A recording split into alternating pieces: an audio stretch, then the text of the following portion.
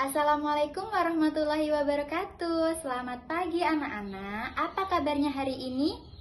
Alhamdulillah baik. Mari kita awali pembelajaran pada pagi hari ini dengan berdoa bersama agar kegiatan hari ini berjalan dengan lancar. Berdoa mulai. Berdoa selesai. Bagus sekali. Sekarang kita nyanyikan lagu Indonesia Raya dengan penuh semangat dan perjuangan.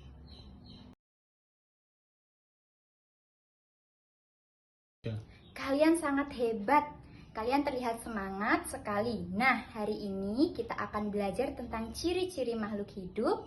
Coba Ibu tanya, siapa yang bisa memberitahu perbedaan antara pohon dan batu? Nah, bagus sekali, jawaban yang bagus dan tepat. Jadi, pohon itu bisa tumbuh dan bernapas, sedangkan batu itu tidak. Nah, dari situ kita akan belajar lebih lanjut dan lebih banyak lagi.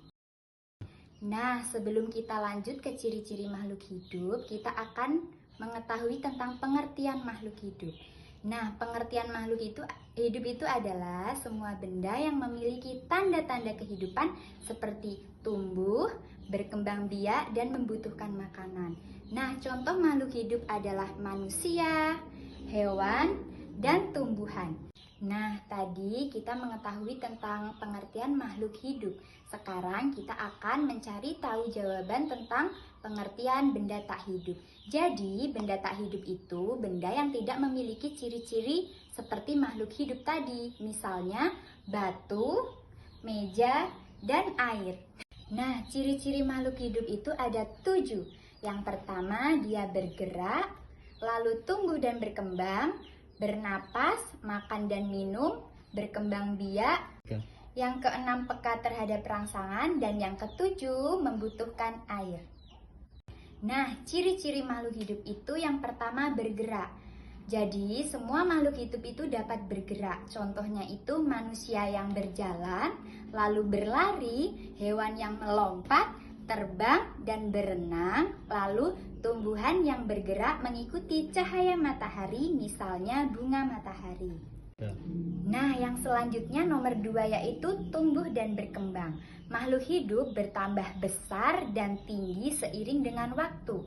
Contohnya itu manusia tumbuh dari bayi menjadi orang dewasa dan tumbuhan tumbuh dari biji yang kecil menjadi pohon yang sangat rindang.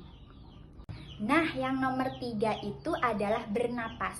Jadi, semua makhluk hidup itu memerlukan udara untuk bernapas. Contohnya itu manusia dan hewan yang bernapas dengan paru-paru, ikan dengan insang atau kulit, dan juga ada contoh yang kedua itu tumbuhan. Tumbuhan bernapas melalui stomata dan lentisel. Lalu yang keempat itu ada makan dan minum. Jadi makhluk hidup itu membutuhkan makanan dan minuman untuk mendapatkan energi. Kalau dia tidak makan dan minum akan merasa lemah. Contohnya manusia dan hewan makan dan minum tiap hari. Lalu tumbuhan membuat makanannya sendiri dengan fotosintesis. Lalu yang kelima itu ada berkembang biak. Nah, yang dimaksud dengan berkembang biak itu makhluk hidup menghasilkan keturunan agar jenisnya itu tidak punah. Contohnya itu ada hewan melahirkan dan bertelur, lalu ada tumbuhan berkembang biak dengan biji, tunas atau stek. Nah, kita lanjut yang nomor 6 ya. Yang nomor 6 itu ada peka terhadap rangsangan. Yang dimaksud itu apa sih kok seperti itu? Jadi, makhluk hidup itu dapat merespon keadaan di sekitarnya. Nah, contohnya itu ada mata manusia berkedip ketika terkena cahaya matahari atau daun putri malu mengatup saat disentuh. Lalu yang terakhir yaitu yang ketujuh itu membutuhkan air. Semua makhluk hidup itu memerlukan air untuk bertahan hidup. Contohnya air membantu proses pencernaan dan fotosintesis.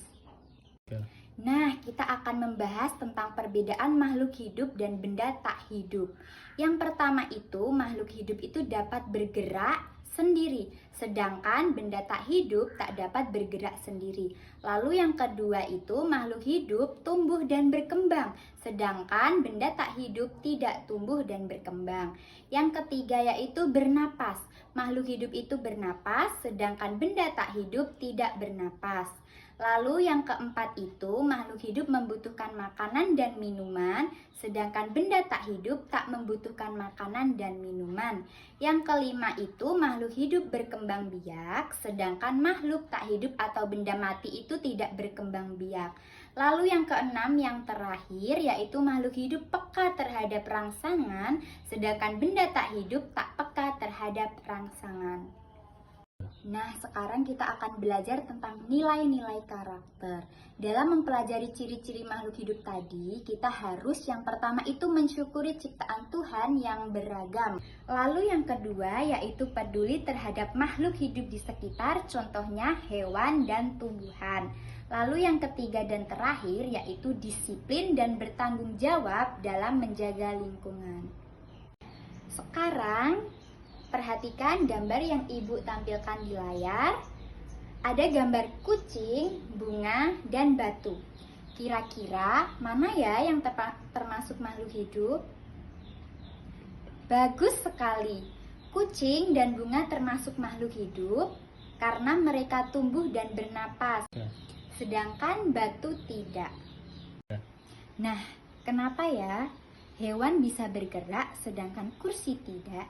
Nah, jawabannya itu karena tumbuhan bisa tumbuh itu karena dia makhluk hidup, sedangkan batu itu benda mati. Lalu hewan bisa bergerak karena dia itu makhluk hidup, sedangkan kursi yaitu benda mati. Nah, sekarang bentuklah kelompok kecil. Setiap kelompok akan mengkelompokkan gambar mana yang termasuk makhluk hidup dan mana yang bukan. Setelah itu kalian ceritakan alasannya ya. Nah, dari hasil pengamatan kalian, kita bisa menyimpulkan bahwa makhluk hidup itu memiliki ciri-ciri tertentu, yaitu tumbuh, bergerak, bernapas, makan, minum, berkembang biak, dan peka terhadap rangsangan, dan membutuhkan air. Nah, sekarang siapa yang mau maju ke depan untuk menjelaskan hasil pengamatan kelompoknya? Luar biasa, kalian sudah paham bahwa makhluk hidup memiliki banyak ciri-ciri. Jangan lupa ya, semua makhluk hidup adalah ciptaan Tuhan yang harus kita jaga dan syukuri. Baik anak-anak, hari ini kita sudah belajar tentang ciri-ciri makhluk hidup. Siapa yang bisa menyebutkan kembali ciri-ciri makhluk hidup? Hebat sekali. Sekarang pikirkan satu hal baru yang kalian pelajari hari ini. Bagus, berarti kalian sudah belajar dengan sungguh-sungguh di rumah. Tugas kalian hari ini adalah mengamati 3 makhluk hidup di sekitar kalian. Lalu catat ciri-cirinya di buku tulis, besok kita bahas bersama ya. Sekarang mari kita tutup pembelajaran dengan berdoa. Sampai jumpa besok ya anak-anak. Tetap semangat dan jangan lupa bersyukur atas ciptaan Tuhan yang Maha Esa. Semangat semuanya!